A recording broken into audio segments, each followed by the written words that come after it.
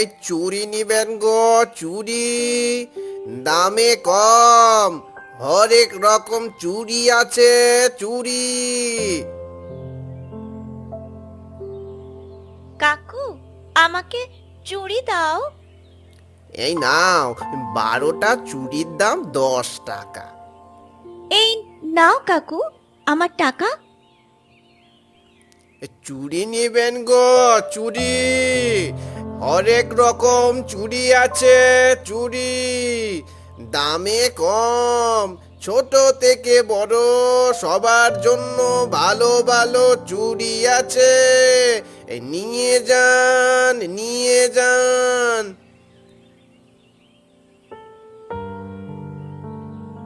কাকু, ও কাকু, আমাকে লাল চুড়ি দাও। টাকা এনেছিস? 12টা চুড়ির দাম 10 টাকা। না কাকু, আমার কাছে 1 টাকাও নেই। টাকা নেই, চুড়ি কিনতে এসেছে? যা, বাড়ি চলে যা, শুধু আমার সময় নষ্ট হলো। এই কথা শুনে মন্দিরা খুব কষ্ট পায়। মন্দিরার মা লোকের বাড়ির কাজ করে বাড়ি আসে।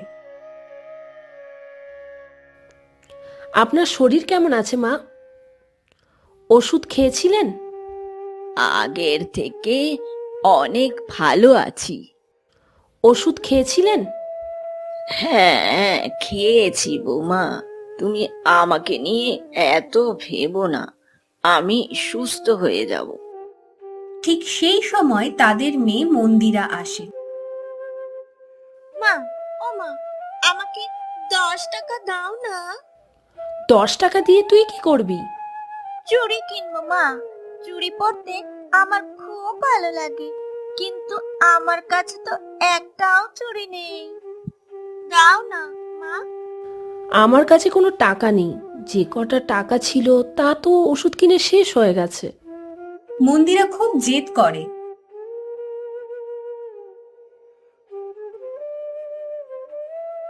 দিদি, ও দিদি, বাড়ি আছো? কি হয়েছে? মেয়ে খুব শখ করে চুড়ি পরতে চাইছে। আমার কাছে 1 টাকাও নেই। দয়া করে আমাকে 10টা টাকা ধার দাও। মাসের বেতন পেলেই আমি তোমাকে দিয়ে যাব। না না, আমার কাছে কোনো টাকা পয়সা নেই। দাও না দিদি, নইলে মেয়েটা যে খুব কষ্ট পাবে।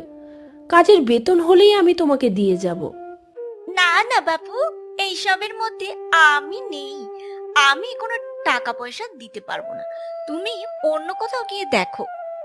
মন্দিরার মা কমলা অনেক অনুরোধ করে এবং এই দেখে মন্দিরার খুব খারাপ লাগে। আমার লাগবে না মা, তুমি বাড়ি চলো।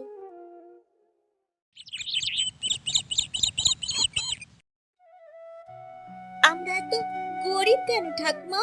ঠিক মতো করে খেতেও পাই না, কিছু কিনতেও পারি না। মা আমাদের জন্য সারা দিন কত পরিশ্রম করে, এই দেখে আমার খুব কষ্ট লাগে ঠাকুমা। হ্যাঁ রে, এই হয়তো নিয়তি। জানি না ভগবান কবে আমাদের দিকে মুখ চেয়ে দেখবেন। ভগবান কোথায় থাকে ঠাকুমা, বলো না। আমি ভগবানকে বলবো সে যেন আমার মায়ের কষ্ট দূর করে দেয়। জানি না আমি ভগবান কোথায় থাকে। তুমি সবই জানো ঠাকুমা, কিন্তু আমাকে বলছো না, বলো না ঠাকুমা। মন্দিরা খুব জেদ করে। তখন ঠাকুমা বলে, ভগবান জঙ্গলে থাকে। ঠিক সেই সময় মন্দিরার মা আসে। কি হয়েছে বৌমা? তোমাকে দেখে এত মন মরা লাগছে কেন? কাজটা আর রইল না মা। যেখানে কাজ করতাম তারা গ্রামের বাড়ি ছেড়ে শহর চলে যাচ্ছে, তাই আমাকে ছাড়িয়ে দিল। জানি না এখন কি হবে। তুমি এত চিন্তা করো না বৌমা, দেখো ঠিক একটা উপায় হবে। মন্দিরা তখন মনে মনে ভাবে, যেইভাবেই হোক ভগবানের সাথে দেখা করতেই হবে।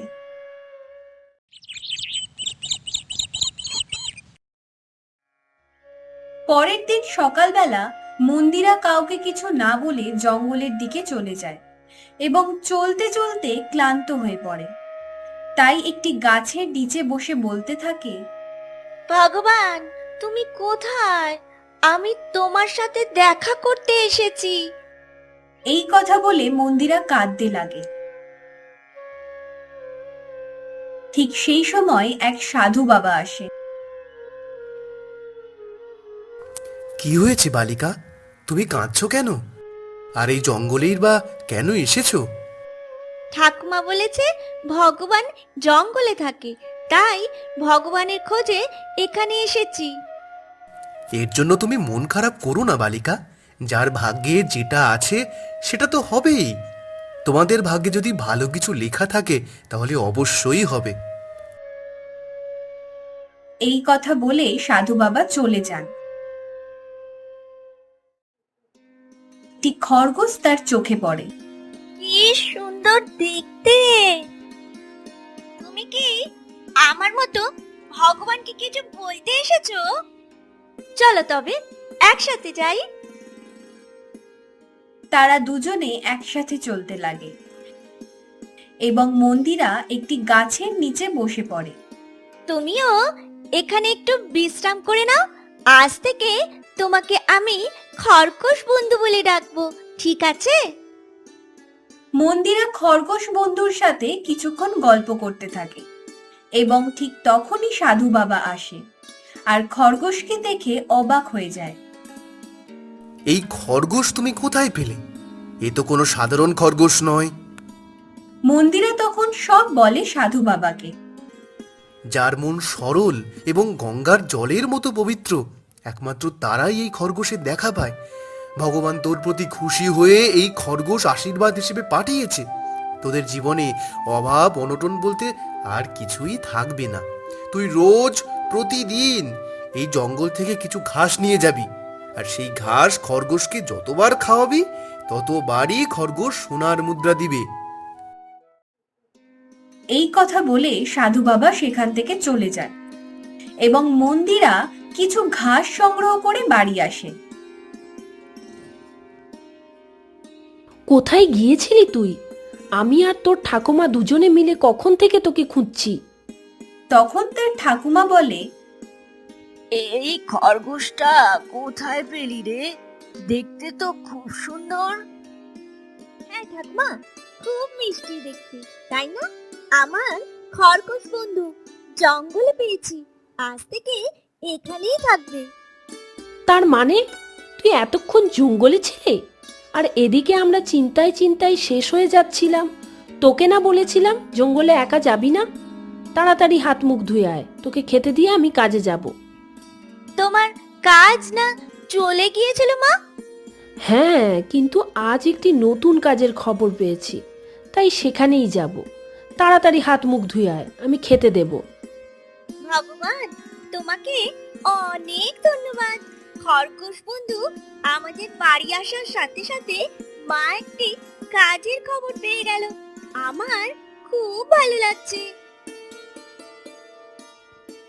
মন্দিরা খরগোশকে পেয়ে খুব খুশি হয় এবং তার সাথে খেলতে থাকে। কিছুক্ষণ খেলার পর সাধু বাবার কথা মনে পড়ে যায়। সাধু বাবা বলেছিল ঘাস খাওয়ালে খরগোশের মুখ থেকে সোনার মুদ্রা বের হবে। একবার দেখি তো। মন্দিরা একটি ঘাস তুলে খরগোশের মুখে দেয় এবং খরগোশটি ঘাস খেতে খেতে একটি সোনার মুদ্রা নিচে ফেলে দেয় এবং এই দেখে সে খুব অবাক হয়ে যায়। মা, ঠাকুমা, তোমরা কোথায়? এদিকে আসো, একবার দেখে যাও। মন্দিরার চিৎকার শুনে পাশের ঘর থেকে তার মা এবং ঠাকুমা দুজনেই তার কাছে আসে। কি হয়েছে, এত চিৎকার করছিস কেন? তখন মন্দিরা সোনার মুদ্রাটি তুলে তার মায়ের কাছে দেয় এবং তার মা দেখে। এই সোনার মুদ্রা তুই কোথায় পেলি? মন্দিরা তখন সবকিছু তার মাকে বলতে লাগে। ঠাকুমা বলেছিল ভগবান জঙ্গলে থাকে, তাই আমি ঠাকুমার কথা মতো জঙ্গলে গিয়ে ভগবানকে বলেছিলাম আমাদের এত কষ্ট কেন, ঠিক তখন এক সাধু বাবা এসে বলে যে ভগবান আমাদের প্রতি খুশি হয়ে এই খরগোশ বন্ধুকে পাঠিয়েছে এবং তিনি আর বলেন যে এই খরগোশকে যতবার ঘাস খাওয়ানো হবে সে ততবার সোনার মুদ্রা ফেলবে। মন্দিরার এইসব কথা শুনে তার মা এবং ঠাকুমা দুজনেই অবাক হয়ে যায়। আপনি বলেছিলেন মা ভগবান জঙ্গলে থাকে? ও খুব জেদ করছিল, তাই আমি এমনি বলেছিলাম, কিন্তু সত্যি সত্যি যে ও জঙ্গলে চলে যাবে এটা আমি ভাবতে পারিনি বৌমা। ঠাকুমা, তোমার জন্যই আমি এই বন্ধুকে পেয়েছি, তাই আমি খুব খুশি। আচ্ছা বেশ, আরেকবার করে দেখাতো। মন্দিরা তার মায়ের কথা মতো আর একবার খরগোশ বন্ধুকে ঘাস খাওয়ায়। এ তো দেখছি খুব আশ্চর্য ব্যাপার। হ্যাঁ মা, তোমাকেও আর কোনো কষ্ট করতে হবে না। এবার থেকে আমরা সবাই ভালো থাকবো।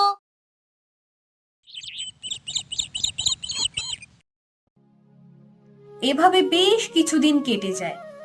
একদিন গ্রামের প্রতিবেশীরা গল্প করছিল, ঠিক সেই সময় মন্দিরা আর তার ঠাকুমা রাস্তা দিয়ে যাচ্ছিল।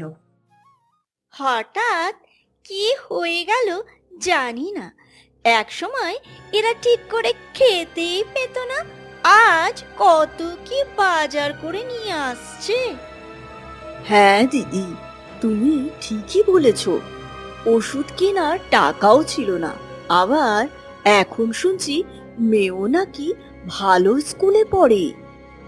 শুধু তাই না, একদিন 10 টাকাও ছিল না, এখন শুনছি কমলা আর কাজও করতে যায় না। বিষয়টা কেমন যেন খটকা লাগছে, একবার দেখতে হয়। হ্যাঁ তুমি ঠিকই বলেছ, একবার দেখতে হয় কি ঘটছে। এই কথা বলে তারা দুজনে তাদের বাড়ি যায় এবং চুপি চুপি দেখে যে মন্দিরার মা কমলা একটি খরগোশকে ঘাস খাওয়াচ্ছে এবং সেই মুহূর্তে খরগোশের মুখ থেকে সোনার মুদ্রা বের হচ্ছে। এই দেখে তারা দুজনেই চমকে যায়। ও আচ্ছা, তাহলে এই ব্যাপার, জাদুর খরগোশ পেয়েছে। যেভাবেই হোক এই খরগোশকে আমাদের হাতিয়ে নিতে হবে, নইলে যে এরা গ্রামের সবচেয়ে ধনী ব্যক্তি হয়ে উঠবে। হ্যাঁ তুমি ঠিকই বলেছ, একটা কিছু করতেই হবে।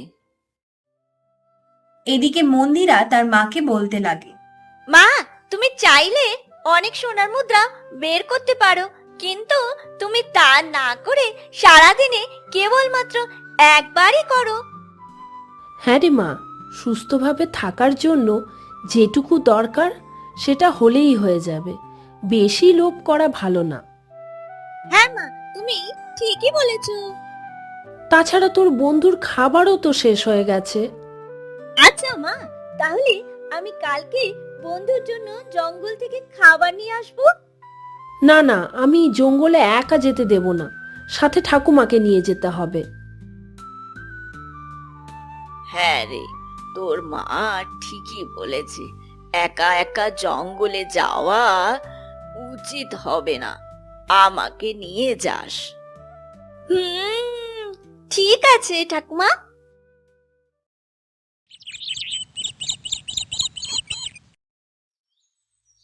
পরের দিন সকালবেলা মন্দিরা খরগোশ বন্ধুকে নিয়ে ঠাকুমার সাথে সেই জঙ্গলের দিকে চলতে লাগে। দেখো ঠাকুমা, আমার বন্ধু খুশিতে কেমন করছে।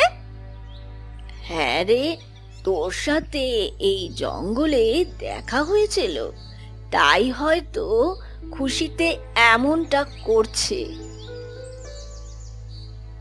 কিছু দূর যেতে ঠাকুমা বলে, আহ, আমি আর পারছি না, খুব ক্লান্ত লাগছে। আচ্ছা ঠাকুমা, তুমি তাহলে এই গাছের নিচে একটুখানি বসো, আমি এক্ষুনি চলে আসবো। না না, আমি তোকে একা যেতে দেব না, তোর যদি কিছু হয়ে যায় তখন কি হবে বল? আমার কিছুই হবে না ঠাকুমা। তুমি জানো না এই জঙ্গলে ভগবান থাকে। ভগবান থাকতে কখনো কারো কোনো ক্ষতি হতে পারে না। মন্দিরা এই কথা বলে তার বন্ধুর সাথে চলতে লাগে এবং বেশ কিছু ঘাস দেখতে পায়। আচ্ছা বন্ধু, তুমি এখানে একটু বসো, আমি ঘাসগুলো কেটে নিচ্ছি। এই কথা বলে মন্দিরা ঘাস কাটতে লাগে এবং ঘাস কাটা হয়ে যাওয়ার পরে দেখে যে তার বন্ধু সেখানে নেই। এই দেখে সে খুব অবাক হয়ে যায়। বন্ধু বন্ধু, তুমি কোথায় গেলে? মন্দিরা ভালোভাবে জঙ্গলের চারপাশ খুঁজে দেখে, কিন্তু কোথাও তার বন্ধুর দেখা পায় না। আর সে খুব কাঁদতে লাগে। এসব আওয়াজ শুনতে পেয়ে ঠাকুমা সেখানে আসে। কি হয়েছে রে, তুই কাঁদছিস কেন? ঠাকুমা, ও ঠাকুমা, আমার বন্ধুকে কোথাও খুঁজে পাচ্ছি না। কি বলছিস তুই? খুঁজে পাচ্ছিস না মানে? ভালো করে দেখ, এখানেই হয়তো আছে। ভালো করে দেখেছি ঠাকুমা, কিন্তু কোথাও নেই। আমার খুব খারাপ লাগছে ঠাকুমা, আমার বন্ধুকে এনে দাও। ঠিক সেই সময় সাধু বাবা আসেন এবং মন্দিরা দেখে যে তার বন্ধু সাধু বাবার কাছে রয়েছে। জঙ্গল থেকে বেশ কিছুটা দূরে আমি ধ্যানমগ্ন অবস্থায় ছিলাম, আর ধ্যান ভাঙার পর দেখি যে এই খরগোশ আমার সামনে রয়েছে। তখন আমি বুঝতে পারি যে তুই হয়তো এই জঙ্গলেই আছিস। হ্যাঁ সাধু বাবা, আমি এই জঙ্গলে আমার বন্ধুর ঘাস নিতে এসেছিলাম, আর ঘাস কাটতে কাটতে আমার বন্ধু হঠাৎ উধাও হয়ে যায়। এই দেখে আমি খুব ভয় পেয়ে গেছিলাম। তোর বন্ধু কখনোই হারিয়ে যাবে না, কারণ এই হচ্ছে ভগবানের দান। এই কথা বলে সাধু বাবা সেখান থেকে চলে যান এবং মন্দিরা বন্ধুর সাথে ঠাকুমাকে নিয়ে বাড়ি চলে আসে।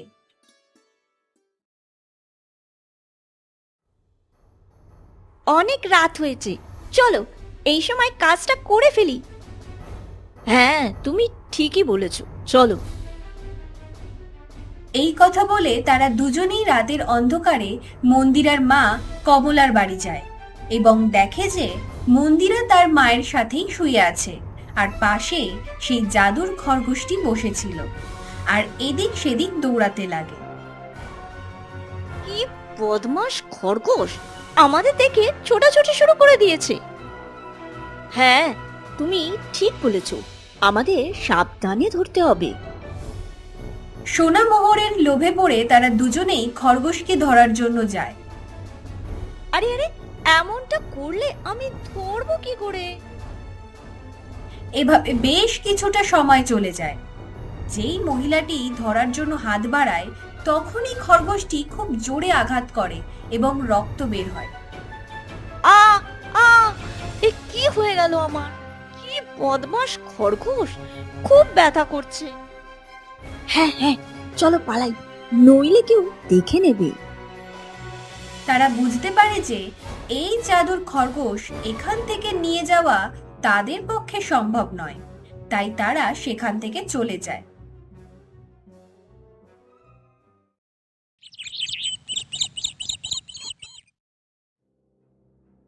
পরের দিন সকালবেলা তারা দুজনেই জমিদার বাবুর কাছে যান এবং সব কিছু বলে।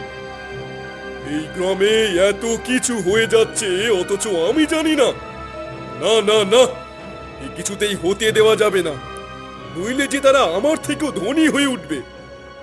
হ্যাঁ জমিদার বাবু, তাই আমরা আপনার কাছে এসেছি, কিছু একটা করুন।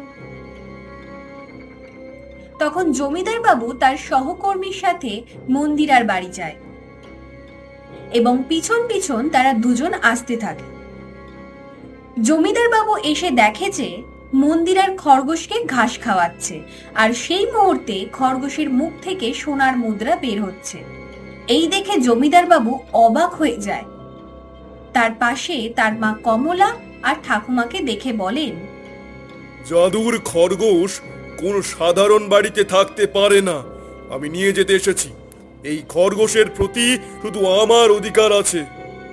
এই কথা শুনে মন্দিরার খুব মন খারাপ হয়। এসব আপনি কি বলছেন জমিদার বাবু? নিয়ে যাবেন মানে? মন্দিরা জঙ্গল থেকে এই খরগোশ পেয়েছিল, তবে আপনার কি করে হয়ে যায় তা? এরপর জমিদার বাবু সহকর্মীকে খরগোশকে নিয়ে আসার জন্য বলে। যেই খরগোশকে ধরতে যাবে তখনই সেখানে সাধু বাবা চলে আসে। এই ভুল কখনো আর করতে যেও না, আমি সাবধান করে দিচ্ছি, নইলে তোমাদের সবার ক্ষতি হবে। সাধু বাবা, আপনি? হ্যাঁ, আমি। মন্দিরার সরল মনের প্রতি খুশি হয়ে ভগবান ভালোবেসে এই খরগোশ দান করেছে, তাই কেবলমাত্র খরগোশের উপর মন্দিরার অধিকার থাকবে। এই খরগোশ নিয়ে গেলে হঠাৎ করে উধাও হয়ে যাবে। সাধু বাবার এই কথা শুনে তারা সবাই সেখান থেকে চলে যায়। আর খরগোশ বন্ধু তার সাথে থাকবে বলে মন্দিরা খুব খুশি হয় এবং খরগোশ বন্ধুর সাথে খেলতে থাকে। এভাবে হাসি খুশির মধ্যে দিয়ে তাদের দিন কাটতে থাকে।